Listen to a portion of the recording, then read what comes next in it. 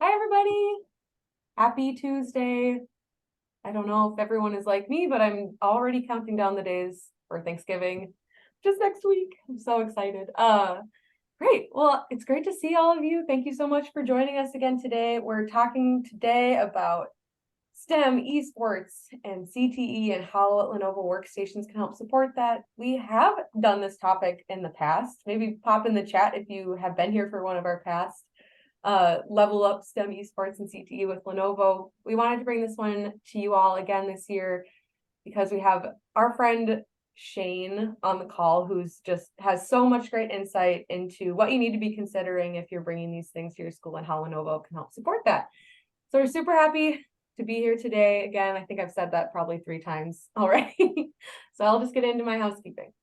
If you do want to receive the copy, which I'm sure everybody does, you did need to register with a valid school email address. If for whatever reason Zoom auto-populated a Gmail account or something like that, I'll put my email in the chat. You can just email me with your school work email address and we can get you on the list. The second qualifier for that is you need to stick around until the end and do the exit survey. It's just 5 super quick questions for us to learn a little bit more about you.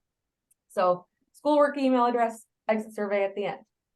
Other than that, if you have questions, you can pop them in the chat. If you don't know how to get to the chat, there is a little icon on the bottom bar of your Zoom. You can open it up, put your chat in there. I will be reading it throughout the session and passing it along to Shane and Josh as they're presenting. If we aren't able to get to them throughout the session, we'll have some time at Q&A while the exit survey is running to address anything that you want to talk about more. But that's all I have to say. I will pass it over to Josh to really get us started. Awesome. Thanks, Kate, and thanks, Shane, for being here, and all of you all. Thank you for being here. I always love taking a minute to kind Hi, of good morning.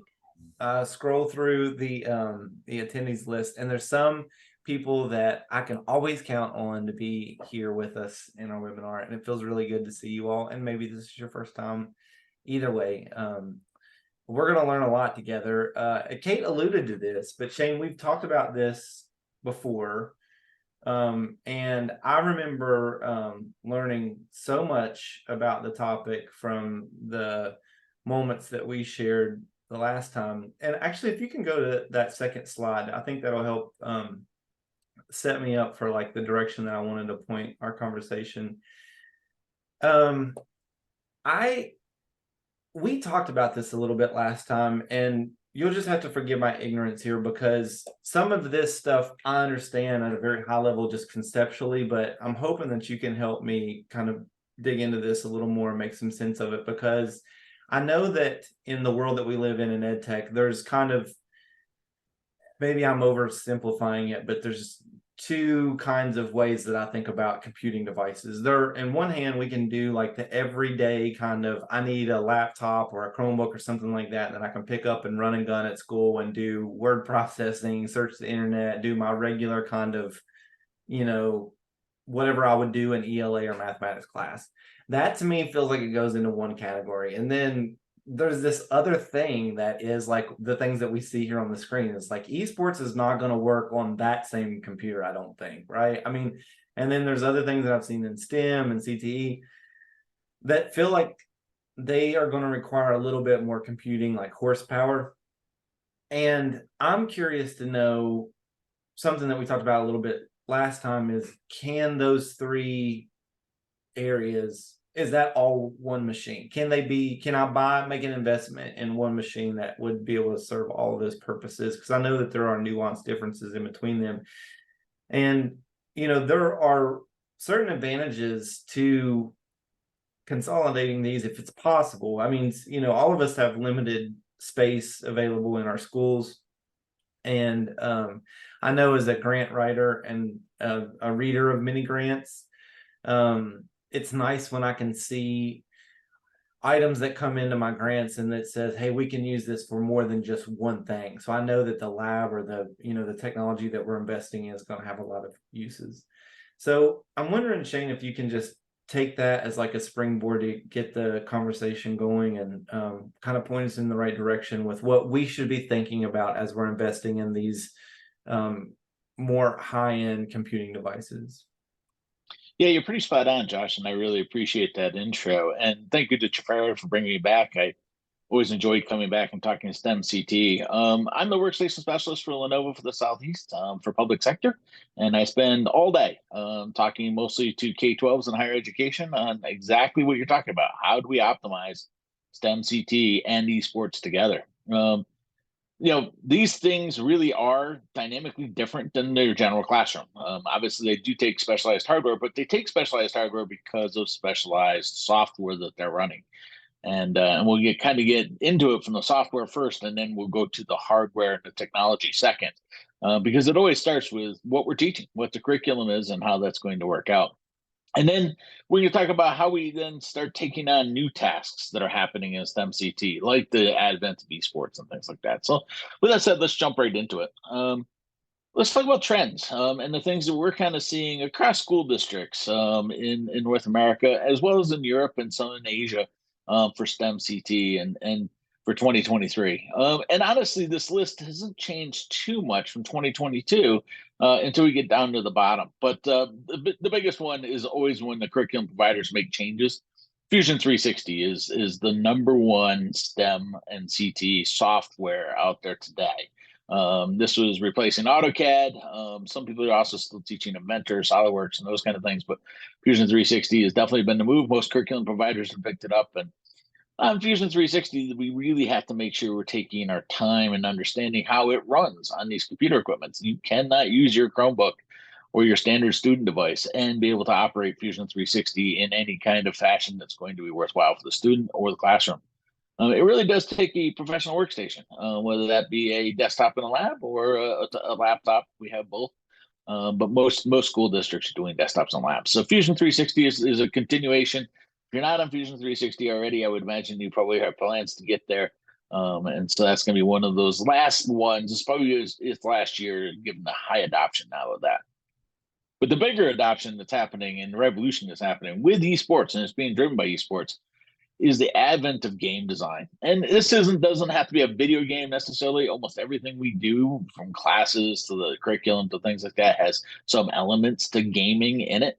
But game design and game design classes and majors are really taken off inside of STEM and CTE. And these take very specialized softwares and therefore specialized hardware solutions. And we take that a step further. If you've designed an actual video game, are we playing it? Are we actually doing an esports club? Are we starting to be able to see esports in the classroom? Or are we actually ready for an esports team? Do we have the ability to have a varsity sport here? Do we have coaches? Are we ready for a full-on esports environment separate from the classroom?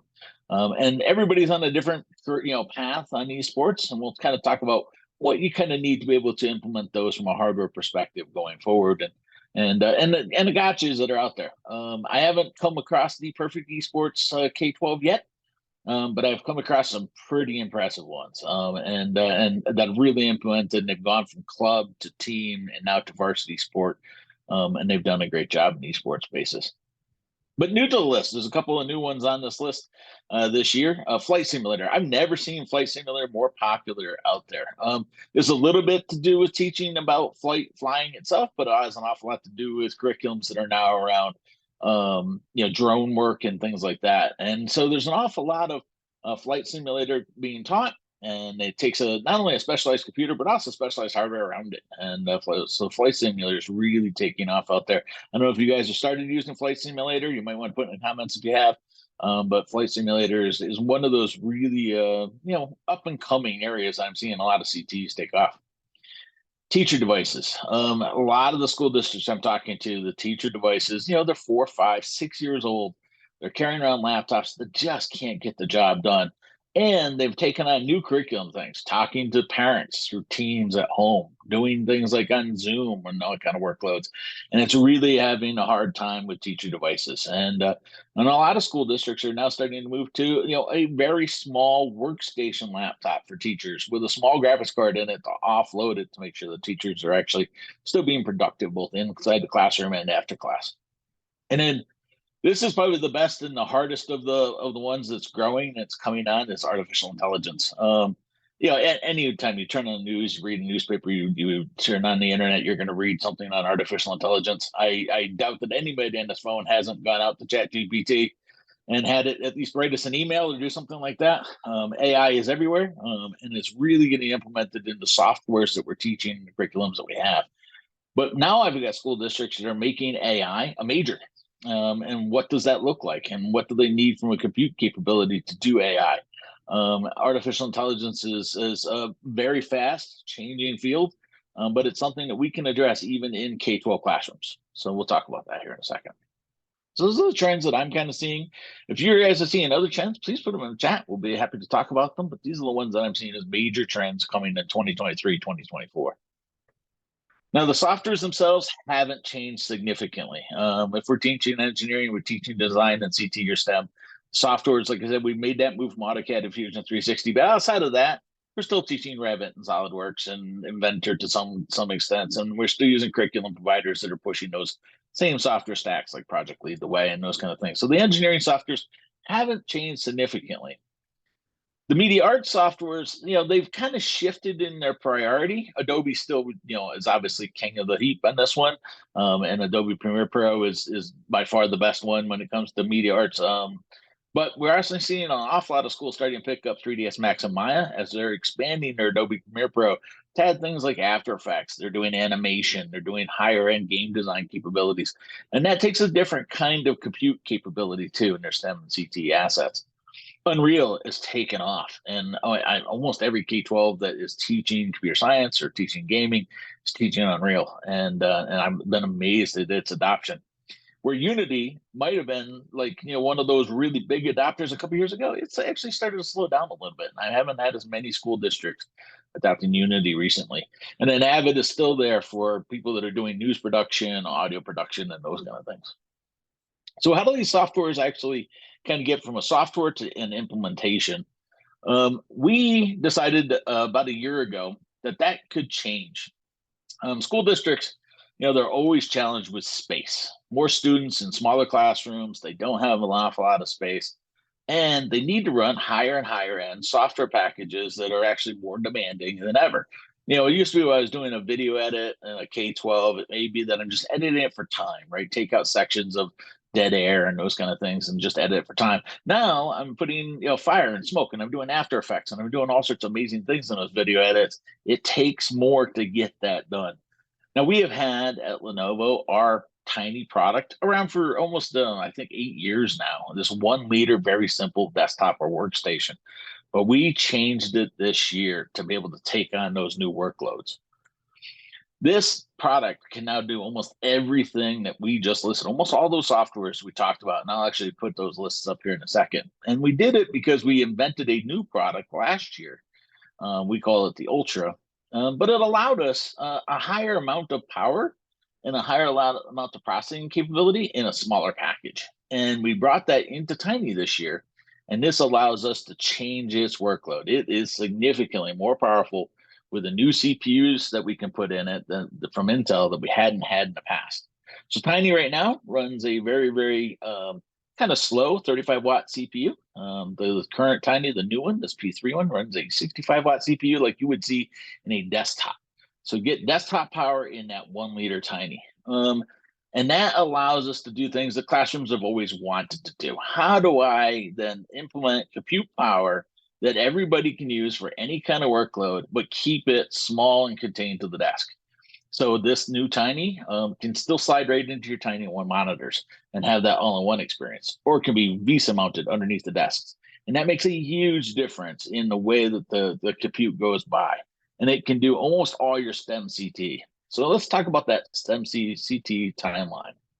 Like I said, Tiny's not necessarily new. We've had it around. We just made this major change to it in the P3. So if I was 2 years ago, just 2 years ago, a small time warp, and I went back to the P350 Tiny, and of course at the time I had the tower, right? This is kind of where the software would have lined up, where I'd actually have run it. I could still run those AutoCADs and things like that on the Tiny platform, and I could struggle to get through maybe Revit with some light architecture kinds of things. But it was a real challenge to run Adobe Premiere Pro, and I couldn't touch things like 3ds Max or Avid or Unreal. in that tiny platform, it would really run really slow. And you end up with a big tower, challenging to be able to find the space to put it in. It's loud, it's hot, all of those kind of things. Now, if I fast forward from 2001 to 2003, 2004, I told you we invented that new product, the Ultra. So that kind of sits in the middle, little 4-liter product. And you get this new Tiny on the left, but with that much faster processor and a new graphics board from NVIDIA that's a lot more powerful. And it allows us to shift the dynamic. Instead of having to have you get big towers and try to fit them into your classroom, you can get smaller, easier to deploy technologies like Tiny and run almost everything you're running in your CTE and STEM spaces, with the exception of some of the highest end things. So out there in the tower, you're still seeing 3ds Max and Maya, but now you're seeing those new softwares that we were talking about in those trends. Flight Simulator, for example, is out here. It's really needs a tower because it needs a huge graphics card to be able to run it. Lumion is starting to come on for those schools that are teaching architecture. And when you're rendering your architecture images, you're using Lumion. And Lumion really runs best on a big gaming graphics card. And in order to cool a gaming graphics card, you really need that big tower. But there's all these other new workloads that are coming on that every school district I go into is doing something really unique. I was at a school recently that has a massive nursing program, and they were actually teaching radiology care and what that looks like. And now these towers are actually taking on utilizing healthcare radiology work. I always run into classrooms that are doing VR, but they're not just doing VR as in, I'm kind of seeing what the African desert looks like. They're doing things like I want to be able to do the architecture of an entire building and show it how it's going to be constructed in virtual reality. And that's taking these bigger end graphics cards. And then we talked about artificial intelligence. It's really coming on strong. An awful lot of school districts are starting to implement it. I know that I've got 6 actively buying right now that are actually implementing artificial intelligence or have implemented it for the fall curriculum. And I don't know, hundreds that are trying to figure it out for next year's curriculum. And that really takes these high-end kind of tower capabilities that I can't quite do on Tiny. So the normal workload, the new STEM CTE workloads of 23, 24, all now can be done on Tiny. And new workloads, these really high-end specialized workloads that are happening, that's really where you're going to still use Tower. And we can still do it without getting into really big hardware, which really makes a great advantage to the school districts. But at the end of the day, there's still this looming thing, esports. And esports is an animal unto itself. And it really comes down to 2 kind of areas. Am I really on esports? Do I have a team, a coach? I'm in varsity sports leagues. I am really implemented esports, and therefore I need dedicated space to esports. It really shouldn't be in a classroom, should have its own space. And when I'm there, I really want to use a gaming machine. But very few school districts are really there. Most school districts I talk to are still in that club phase. They're starting to do some school-on-school competitions, but at the end of the day, they're still utilizing that club areas. It's a teacher as opposed to a real coach. They're utilizing hardware that they have today, and they're trying to figure out how to get by. And we can do that. We can do that here at Lenovo. We can use those workstation towers with a gaming graphics card in it. And that allows the IT departments to have the safety and security that they expect to come from a workstation from Lenovo. It's going to have SCCM driver packs, and it's going to be ready to be deployed. And it's going to have the exact same warranty and support that you expect from Lenovo, not a gaming warranty or any of those kind of things. And so therefore, you get a workstation that goes underneath the desk, but you surround it with the kind of peripherals you need to win. If you want to win in esports, you need low latency mics and low latency keyboards. You need a really high refresh rate monitor that can sync to the graphics card. These are the kinds of things you need to have. So you invest in those, and we can wrap that up here through Trifera with Lenovo's assets. And you can actually buy a full esports rig that's really going to have that same deployment that you have for any other CT or STEM device. But it's going to be geared to win. And it's not going to be distracting in the classroom. And that's a big difference. You don't really want to try to teach a class with 24 gaming rigs, flashing lots of color and light all over the place and distracting your students when you're trying to instruct them. So that's really meant for a great esports lab when I'm actually just doing esports, but it's a real challenge what's in the classroom. So this allows you to be able to teach class during the day, but let them game at night and still win. There's no reason that these boxes would perform any different than a full-on gaming rig.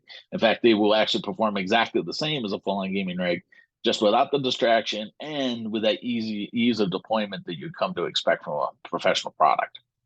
Now, when you graduate from an esports club program to a real esports team, you've got your coaches in line, you've got your dedicated space to esports. There's nothing better than a Legion gaming system. And I really highly recommend taking that leap and moving over to the professional gaming products when you get there.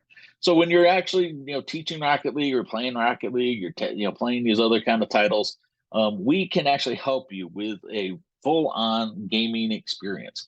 The Legion Tower 7 Eyes, or even our 5 Eyes on the lower end, offer high-end gaming graphics cards, liquid cooling capabilities, and all of the really wonderful colorization that honestly a professional gamer wants to see. Clear doors on the outside, lots of colors flashing, all of that experience that you want out of esports, but not in the classroom. It's very distracting if you have this in the classroom, but it is not distracting. It's actually the experience you want when you have your own arena space that you're actually running your esports programs in. And this is where you can graduate to slightly higher graphics cards. So if you're really in the market and you really want to have a dedicated esports teams, this is where you can pick up things like the NVIDIA 4090 graphics cards and things like that because of liquid cooling. Now, esports doesn't end with just playing the sport. I haven't met a school yet that just puts in an esports program, hires a coach, and starts. They all surround it with curriculum, right? So this is where you're starting to teach game design. You're actually teaching the students that they have to make the grade before they can be on the team. All of those kind of things, as well as inspiring students to do even more. So we see a lot that are doing broadcasting, for example, and streaming and those kind of workloads around the esports program itself, as if it was any other sport, whether it was your football team or your esports team. Having it actually filmed, having it broadcast, and having it streamed is usually really important to the school district. And at Lenovo and with Trafera, we can actually really work with you to be able to set up what that curriculum can look like, give you some expertise on what the room environment could look like and how you'd actually set up your esports environment. And then probably the most important thing, how you protect your esports environment from a safety and security perspective without getting into your school's network, without causing any problems from that perspective, protecting student identity, all of those kind of things as well. So no matter what it is, whether it's STEM, CT, or even that esports collaborative kind of function, we have the capability to help you out with those solutions. You guys have already picked the software, you've already picked the curriculums. We can actually tailor the right product to your solution. The brand new Tiny that can take on most of the workload. In fact, I have some major school districts that are just using Tinies, in fact, and getting by really well with them, to the new mobile products that can actually help with those teachers that are 4, 5, 6 years into the laptops and are really struggling to be able to run these softwares. So through Trafera and Lenovo's hardware, we're here to help you. So that's really what I wanted to cover today. I'm sure there's plenty of questions in the chat. I can see almost 29 messages in the chat. So maybe we can turn it over to answering some of those questions. But while we're answering those questions, it is really important for you guys in order to get that coffee to make sure that you actually do the aftermarket survey here. So if you guys don't mind scanning those QR codes there and getting that done. There's the survey popping straight up. I'd imagine that's Kate's magic and wizardry there. So thank you very much, Kate. That was all me. Yes, we actually did have a question that came up at such a relevant time during your presentation, but I didn't want to cut you off. So when you were talking about the Tiny, right before, Sean actually asked if he said that his school is running into some space issues with 2 monitors. And I know that you were talking about the Tiny and how that can save space, but wondering if you have any tips or insights into kind of a dual or a singular wider monitor, any tips that you might have about how to save some space with Lenovo monitor. Absolutely. So we have a few different solutions utilizing the Tiny. One, I showed you the Tiny in one monitor that allows the Tiny to go right in. We actually will make a second monitor of the equal size, whether it's 22 inches, 24 inches, or 27 inches, that looks exactly like it from the front, but obviously doesn't have all the mechanisms to slide a second Tiny into it. So you can do dual monitors, and you can connect them through daisy chain or directly off the graphics card. That'll allow you to do dual monitors without the extra cabling, without the extra looks. And you can do it in any size, 22-inch, 24-inch, or 27-inch. The other option that we have is we have ultra wide curve monitors available in 34 inches, 40 inches, and 49 inches. 49 inches is if you had dual 27-inch 4K displays. And we make a new tiny stand that will connect to it that allows you to still actuate the tiny straight into the stand. Honestly, that second one, it's a little expensive. I'll be honest with you. Those big curve monitors have not really come down in price all that much. So they're pretty pricey. But I have a lot of customers that do a tiny in one monitor and then a second monitor right beside it to be able to dual monitor space. And it's still utilizing that tiny footprint. So you don't have a computer on the table. You're taking up a lot less space that way. Great. Well, I don't see any other questions in the chat. I did get a personal message about getting the $5 Starbucks gift card at the end.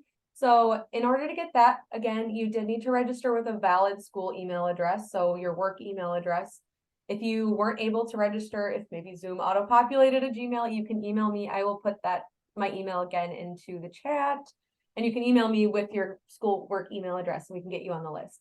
Again, the second kind of qualifier for that is finishing the exit survey, which is up right now. It looks like most of you have done that, which is great. And then afterwards, within the next couple of days, we'll just send them your way and you'll get them in your email address or in your email inbox. But I'll just bring up these two resources that we have up on the screen right now. If you are interested in looking at what Trifera can help you with, we have a brand new squeaky clean e-store that you can browse some of our Lenovo Workstation options. You're able to really easily request quotes there. So if you do just kind of want to do the online shopping version of that, you can scan that QR code or go to Trifera.com and search Lenovo Workstations to browse that way. Otherwise, you can contact us at sales@trifera.com to get started with that conversation. The second QR code that you see there, we have a free ebook that you can download about leveraging Lenovo Windows to elevate learning experiences. It's a lot of the same content that we talked about today. So just using a multi-purpose device for multiple different high-powered learning experiences like esports and STEM. So you can download that using that QR code. Otherwise, I did post a link to this presentation in the chat, and you can just link there. These are both linked in the chat or in the slide deck, so you can travel to those web destinations a little easier if you don't like QR codes. But that's pretty much all that I have in terms of housekeeping things. Thank you so much for everyone for joining us today. Thank you so much, Shane, for your amazing expertise. Josh, always a pleasure. And that is pretty much all that we've got for you today. So we'll turn our cameras off. We'll leave that survey running for a little bit longer if you haven't had a chance to do it. Otherwise, thank you. We'll see you at the next one. Bye, everyone. Thank you very much.